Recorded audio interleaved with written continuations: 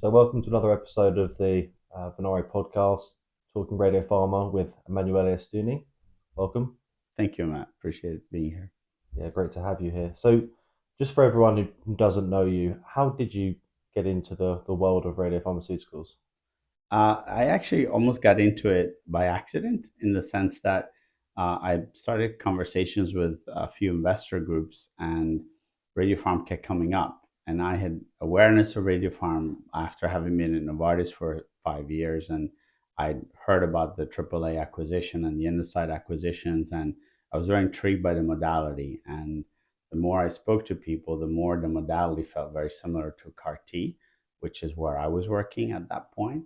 There were some very obvious differences, but there were commonalities that intrigued me, and particularly the complexity of the field, the importance of manufacturing, supply chain, and the end product, and how good that product is, and that both elements were critically important to delivering something special to patients. So that was really the driver. Mm-hmm. And the more I got into it, I learned about it. I got to meet our founder, Roy Larson, who's one of the pioneers in the field, having invented Sofigo, and the F Prime team here in London. I got really hooked, and I thought that there was something very special there. Mm-hmm. And that's when I said it was worth jumping to something that I thought could be transformational and have a lot of potential for patients, and also a lot of potential to do cool new science. Mm-hmm. Because I think the field is still very nascent, and there's still a lot of things that are not understood and often assumed. Mm-hmm. That's excellent. And you've been building the company now for over a year, 2 years. 2 years now. Almost 2 years. 2 years now, and since then, I mean, we spoke about this kind of away from this setting, but you're the CEO. What are the common misconceptions or myths around what a CEO does, or what people think a CEO does, and what really the day to day is like? Yeah, so I think that there's the bright shiny light definition of CEO, which is the person that takes a lot of decisions, is surrounded by people who take care of everything necessary so that decisions can be made quietly and peacefully. I think the reality for me has been that I had to do everything that had to be done. And I think the other myth that is often used, the chief cook and bottle washer, is I think more adept to what being a CEO in an emerging biotech company is, in that everything has to be done, and when there's nobody that can do it, There's no one else exactly, there. yeah, it's like right back at you. And I think that can be very satisfying, because I can see the impact that my work and the work of the team has every day. um, but also is very important to highlight the gaps in the organization where good talent is required to then structurally fill those gaps, Mm-hmm. because there's only so much I can do, and frankly, there's only so much I can be comfortable with deciding, and there's many decisions that I would rather not take because I know that I'm handicapped by not having as big of experience as a chief science officer can have, or a chief technical officer, or a chief manufacturing officer, or a fantastic director of biology. They can make decisions infinitely better than I can in those areas, Mm-hmm. but sometimes I'm stuck taking those decisions. Mm-hmm. So then I think second step for me is, once the team comes on board, is rethinking those decisions and making sure they're correct. And sometimes people don't really appreciate the freedom and the license they have to question decisions that I had taken when I was alone or when we were much smaller. So that's good exercise for everybody. Excellent. And what's the big problem that Art Bio is trying to address? Yeah, so let me unpack the question a little bit. I think when you look at the world of radiopharm has been dominated by supply chain driven decisions, all centered around the difficulty of making this product that starts to decay and lose its strength, if you wish, the minute it's finished, that it goes out the door of the manufacturing side. So I can understand a lot of decisions have been made by thinking about how can we lengthen the time we have to make and deliver these products. And our view is that that's valuable, that's important. But from a patient perspective, the patient doesn't really care about our logistics and supply chain. Our job is to simplify them as much as Mm-hmm. possible. And so our view is that there are choices in Radiopharm, specifically around isotope, that should be driven by what's best for patients. So our view is that a short-lived isotope is one that is best for patients because it can deliver a lot of energy quickly into that tumor, and that isotope in our view is lead-212, which has a 10.6-hour half-life. Um, and it allows alpha radiation to be delivered in tumors, and we believe alphas will be much more potent for patients long term than the current beta based therapies. So a 10.6 hour creates a whole other host of challenges. Mm. First one has to make that isotope.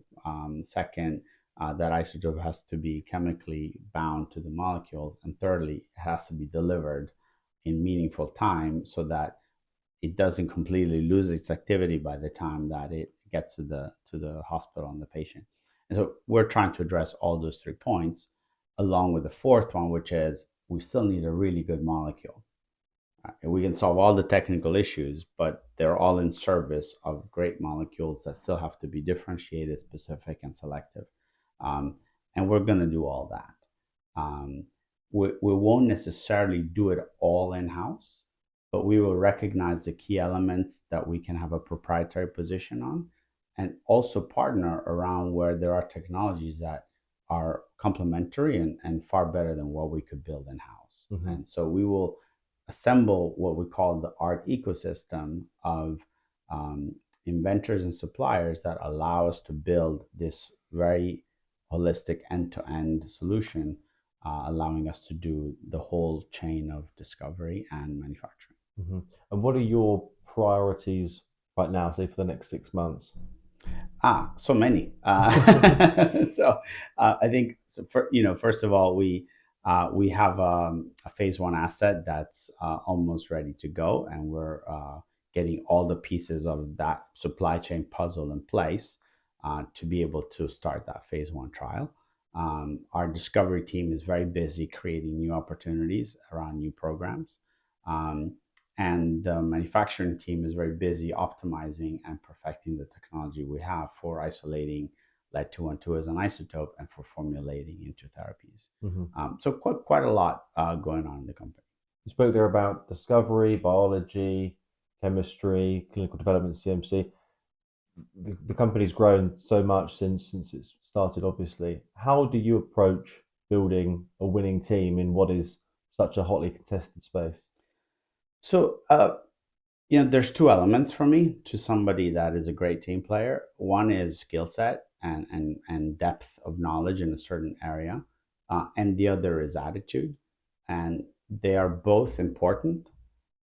Although my experience has been that when attitude is missing, it doesn't matter how deeply knowledgeable the person is. One person that doesn't have the right set of values, behaviors, can really bring down a team. So when in doubt, I focus much more on the human element, um, and trust that that human element includes the ability to learn quickly, which can make up for a Mm. lot of lack of depth. I think a team that is entirely radiopharm expert with the right values and behaviors um, is not quite as good as a team that has a breadth of expertise in the science, so that we can also help the radiopharm business grow. The radiopharm scientific realm has been fairly closed for a long time, and I think there's a lot of opportunity from combining radiopharm with other areas of biology, such as immuno-oncology, immunology, a lot of great potential for synergy that ultimately we hope will lead to better efficacy for patients. So you spoke there around skill set and then the attitude of the individuals in the team. From our perspective, looking at talent and supporting clients with that piece, what are the skill sets, the types of functions that you see as being most important So I think on the skill set front, we find um, a, a huge need around CMC Mm, and formulation, and also around the translational biology of allowing foundational discoveries to be moved into to in vivo. The behaviors front, I think learnability is very, very important, if that's a word, um, and the ability to, at the same time, handle complexity and realize that problems can't always be solved immediately. So also people able to handle that complexity and holding it for some time, along with the passion for patients and the humility and the drive that are key to getting things forward, and to learning. Right? If you're not humble, you won't realize issues. You won't learn from them, and that's just as important as getting it right the first time. hmm Sometimes you get things right by accident, and it's important to be humble to say that that was an accident, but then to learn from that good accident, hmm and also learn from the real accidents that sometimes are issues. Yeah, I think that's a universal lesson that we can all we can all learn there. Yeah. Taking a wider view of the ecosystem, what are some of the things that people are missing when you analyze the field, you sit with your team? What do you think people might be missing that could be future opportunities or challenges? So I think that the supply is an opportunity. I do think the chemistry is an opportunity. The basic biology, radiobiology, is a huge opportunity, and I do think that there's a need for the legacy radiopharm businesses to understand therapeutics. I think there's often the assumption made that going from a diagnostic to a therapeutic is simply a matter of managing a different kind of paperwork. Hmm But the reality is that going from the rules for manufacturing are very different between um, diagnostics and therapeutics. And that transition is not straightforward from a nuts and bolts of manufacturing. And I think that that transition is also not simple from a business perspective. It's a different return profile, it's a different risk profile, and even manufacturers and CDMOs need to be comfortable with the differences that that brings, which is not the same level of quick uh, ROI returns that you see in the diagnostic space. hmm Excellent. The great insights there. And thank you very much for being on this episode of Talking Radio Farm. A real pleasure. Thanks, Matt. Thanks.